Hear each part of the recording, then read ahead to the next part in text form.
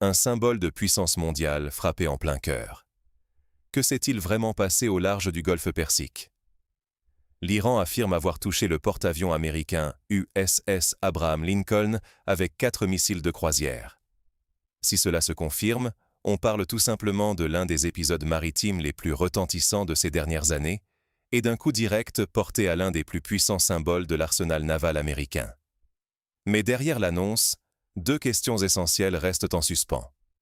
Le navire a-t-il réellement subi des dégâts critiques, au point d'être mis hors de combat? Et si le porte-avions s'est effectivement éloigné, assistons-nous à une perte, même temporaire, de ce qui constitue le principal levier de pression des États-Unis dans la région? L'enjeu dépasse largement le simple fait militaire. Ce n'est plus uniquement la coque d'un navire qu'on vise, mais l'image même de la supériorité américaine. Le USS Abraham Lincoln, ce n'est pas un navire ordinaire. C'est une véritable base aérienne flottante, capable d'embarquer près de 90 avions, dotée d'un réacteur nucléaire et protégée en permanence par une flotte entière de destroyers, croiseurs et sous-marins.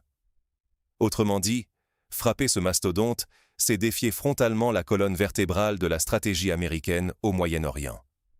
Si cette attaque est avérée, elle bouleverse l'équilibre des forces dans une zone où la moindre étincelle peut embraser la stabilité régionale et mondiale. En jeu, la réputation militaire des États-Unis, la sécurité des routes pétrolières et surtout la nouvelle puissance de l'information dans la guerre moderne. Car parfois, le choc symbolique, l'image d'un géant blessé, peut avoir plus d'impact que le fait matériel lui-même. Alors, sommes-nous face à un véritable tournant stratégique ou à un coup d'éclat médiatique orchestré par la guerre de l'information? Pour comprendre l'ampleur de cet événement, plongeons ensemble dans les faits, les zones d'ombre et les enjeux cachés qui se dessinent derrière ce coup de tonnerre. Pourquoi le USS Abraham Lincoln n'est-il pas un simple bâtiment militaire, mais bien le pilier de la stratégie américaine au Moyen-Orient? Pour le comprendre, il faut d'abord saisir ce que représente ce porte-avions à propulsion nucléaire. Avec sa capacité à transporter près de 90 appareils, des chasseurs F-35 ou F-18, des avions de détection avancés, des hélicoptères de lutte anti-sous-marine, il incarne la puissance de projection des États-Unis, leur capacité à intervenir partout, à tout moment, avec une force aérienne redoutable. Mais le Lincoln n'est pas qu'un arsenal flottant. Sa présence dans les eaux stratégiques du golfe Persique ou de la mer d'Oman est, en soi, un message diplomatique.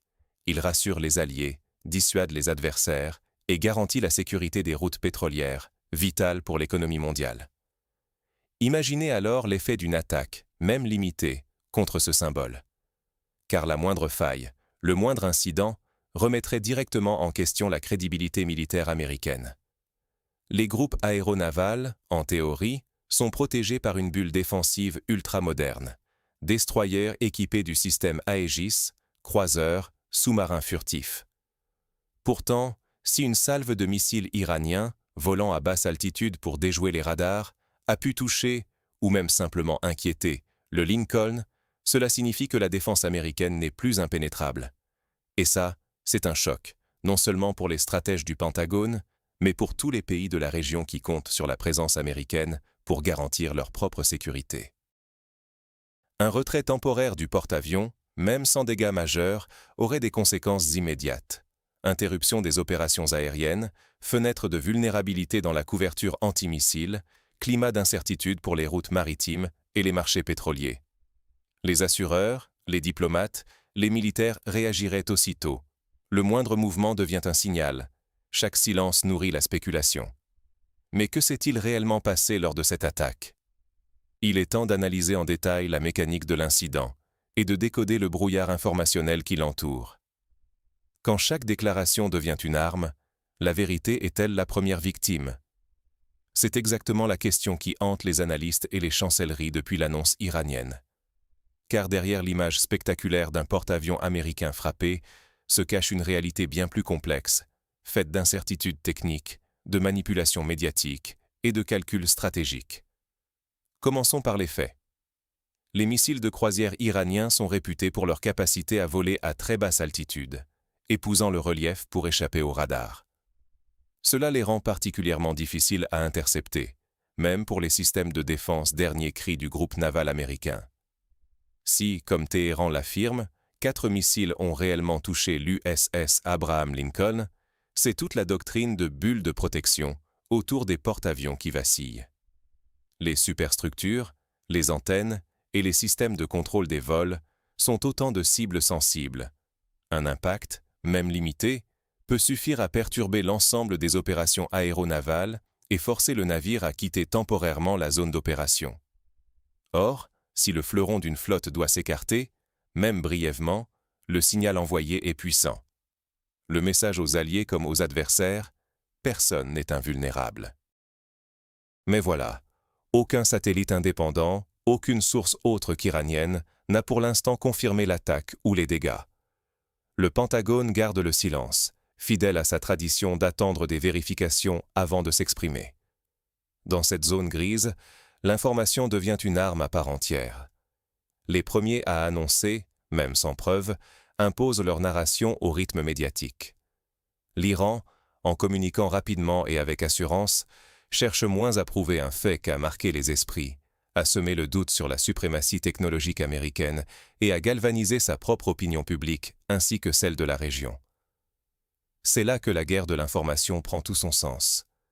Même un succès symbolique, qu'il soit réel ou exagéré, peut ébranler le moral américain et donner du crédit à la stratégie iranienne. La puissance n'est plus seulement affaire de navires et de missiles, mais aussi de perception, de psychologie et de communication. Chaque flou, chaque non-dit, chaque image relayée ou démentie devient un champ de bataille à part entière. Et ce flou profite à l'Iran, qui apparaît comme capable de fissurer le mythe d'invulnérabilité américaine. À l'inverse, il met Washington au défi de réaffirmer sa crédibilité, sans pour autant tomber dans la surenchère risquée. Pendant ce temps, la nervosité gagne les marchés pétroliers, les assureurs réévaluent le risque et les diplomates multiplient les échanges discrets. Une simple annonce, crédible ou non, suffit à faire vaciller l'équilibre régional et à rappeler que, dans la guerre moderne, l'arène informationnelle pèse parfois aussi lourd que les armes elles-mêmes. Mais alors, que se passe-t-il si ce choc symbolique marque vraiment un tournant? Quelles conséquences pour la région, l'économie mondiale et l'équilibre stratégique?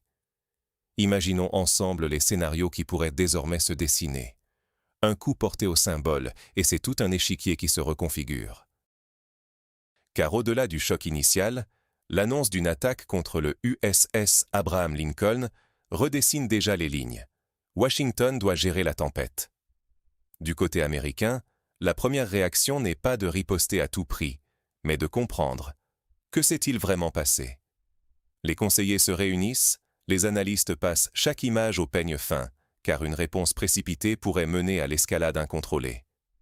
La prudence devient la ligne directrice, tout en préparant une éventuelle riposte progressive, mesurée, pour montrer que la puissance américaine n'est pas seulement une question de muscles, mais aussi de maîtrise. Mais dans les coulisses, l'ébranlement est palpable. Les alliés régionaux des États-Unis, eux, s'interrogent. L'engagement américain est-il aussi solide qu'annoncé? Si le porte-avions devait s'éloigner, ne serait-ce que temporairement vers l'océan Indien, cela pourrait être lu comme une baisse de la dissuasion. Les chancelleries arabes et européennes activent alors leurs canaux, cherchent des garanties, redoublent de vigilance. Personne ne veut être pris au dépourvu face à une redistribution des cartes. Simultanément, l'effet domino s'étend aux marchés pétroliers et aux assureurs. Le Golfe Persique concentre une part cruciale du trafic mondial d'hydrocarbures, et le moindre doute sur la sécurité des routes maritimes suffit à faire grimper les prix du baril. Les primes d'assurance explosent, les opérateurs anticipent un risque accru. La tension n'est plus seulement politique ou militaire, elle devient économique, tangible, immédiate. Pour les économies du monde entier, chaque action ou inaction dans les heures qui suivent peut se traduire par une hausse douloureuse à la pompe ou une volatilité financière incontrôlée. Et même si, demain, l'attaque devait s'avérer exagérée ou purement médiatique, le mal est fait. L'effet psychologique, lui, est bien réel. Un symbole a vacillé, et dans cette région où la perception de la puissance compte autant que sa réalité, c'est déjà une victoire informationnelle majeure pour Téhéran. Les deux camps doivent donc désormais marcher sur une ligne de crête, maintenir une communication ferme pour rassurer leurs opinions publiques, tout en évitant d'aller trop loin et de transformer l'incident en point de non-retour. La situation reste donc tendue, suspendue entre calculs stratégiques, jeux d'images et risques concrets. L'équilibre est fragile. Chaque déclaration, chaque mouvement de navire ou de diplomate peut changer la donne, provoquer une nouvelle flambée des prix, une crise diplomatique ou une révision profonde des stratégies militaires dans la région. Face à cette nouvelle réalité, quelles leçons stratégiques et tactiques tirer pour l'avenir? Au-delà de l'événement, quels enseignements pour la sécurité, la diplomatie et la perception de la puissance? Que l'attaque annoncée contre l'USS Abraham Lincoln ait été un succès militaire ou avant tout un coup d'éclat informationnel, une chose saute aux yeux. Même les symboles les mieux protégés de la puissance américaine révèlent une certaine fragilité. L'image d'un porte-avions insubmersible, invulnérable, vacille soudain, et avec elle, l'assurance de la suprématie technologique qu'on croyait acquise. C'est un rappel brutal. Dans la guerre moderne, le choc psychologique et la bataille de l'image peuvent peser aussi lourd que les dégâts réels. Face à cela, la priorité absolue pour tous les acteurs reste le discernement. Dans un monde saturé de messages contradictoires et de propagande, il faut savoir garder la tête froide, vérifier les faits et ne pas se laisser entraîner par la panique ou la surinterprétation. Une erreur d'analyse, un signal mal compris, et c'est tout un équilibre régional qui vacille, risquant d'entraîner une surenchère militaire inutile. Il en va de la crédibilité des forces armées, seule une résilience solide, aussi bien logistique que psychologique, permet d'encaisser le choc, de réparer, de s'adapter. Le déplacement forcé d'un porte-avions de cette taille a aussi un coût stratégique immédiat. Cela ralentit la capacité de réaction américaine, étire les chaînes logistiques et complique la planification opérationnelle. Autant de failles potentielles que les adversaires observent de près. Mais ce qui se joue va bien au-delà du terrain militaire. Chaque tension dans le golfe Persique se répercute sur les marchés pétroliers, sur le prix du fret, sur la diplomatie mondiale. La guerre de l'information et celle des missiles sont désormais indissociables, chacune influençant la perception du risque et la valeur des alliances. Sans une analyse rationnelle et mesurée, le danger est d'alimenter une spirale de crise, où la peur prend le pas sur la stratégie. Reste à conclure, que nous réserve l'avenir immédiat dans cette partie d'échecs géopolitiques? Ce n'est pas simplement un navire, mais un miroir des ambitions et des incertitudes du monde moderne. En ciblant le USS Abraham Lincoln, l'Iran n'a pas frappé qu'une coque d'acier. Il a touché un symbole, à la fois tangible et psychologique, de la suprématie militaire américaine. Que l'attaque ait été totalement effective ou en partie exagérée par la guerre de l'information, le choc que cela provoque suffit à bouleverser l'équilibre subtil qui règne dans la région. Chaque incident de ce type agit comme un révélateur.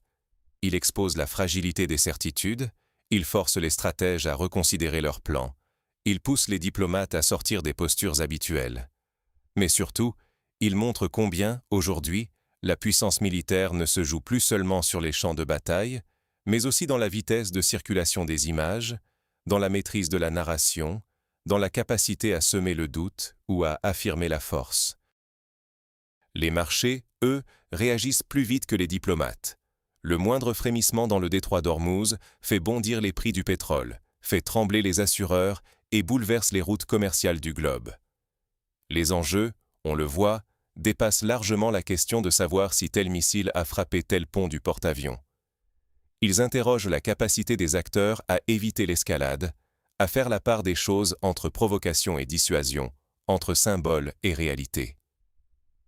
L'histoire récente du Moyen-Orient a montré que tout peut basculer sur une erreur d'interprétation, sur une réaction trop rapide, sur une surenchère médiatique. C'est pourquoi il est absolument crucial de garder la tête froide. Dans cette ère où l'information circule plus vite que l'analyse, où l'opinion publique peut s'emballer sur la base d'images partielles, il est de notre responsabilité collective de prendre du recul. Ne tombons pas dans le piège des apparences. Seule la nuance et l'examen critique pourront éviter de nouveaux faux pas historiques. Et vous, comment percevez-vous cette situation? Faut-il craindre une dangereuse escalade, ou verra-t-on au contraire un retour au dialogue? Partagez vos analyses en commentaire. Votre point de vue compte, parce qu'aujourd'hui plus que jamais, c'est le regard porté sur ces événements qui façonnent la suite de l'histoire.